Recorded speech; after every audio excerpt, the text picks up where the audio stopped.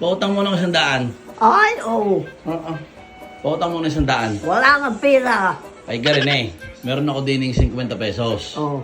Papautangin ko kayo. Pautangin ko yung 50 pesos. Oo. Ang hinihiram ko sa inyo 100. Ano? Ang hinihiram ko sa inyo 100. Papautangin ko ng 50 pesos. Bigyan nyo sa akin 50 pesos. May utang pa kayo sa akin 50. May utang kayo sa akin 50. 100 ang hinihiram ko sa inyo eh. May utang ako sa iyo? 50. Ako pa may utang? Oo. Bakit? 100 ang hinihiram ko eh. Pinautang ko kayo 50. Hawakan nyo. Pinautang ko kayo 50. Ipapautang nyo sa akin ngayon yan. Pautang nyo sa akin. Are? Ang inuutang ko 100. Si 50 naman ang ibinigay nyo. Hindi may utang. Kayo may utang sa akin 50 ngayon.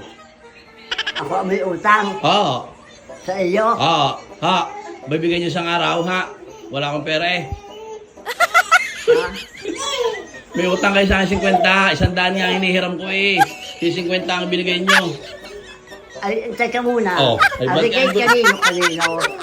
Nautang ako ng 100 sa inyo. Ay, bakit ako may pera? Ay para mag-100, may utang kayo sa akin 50.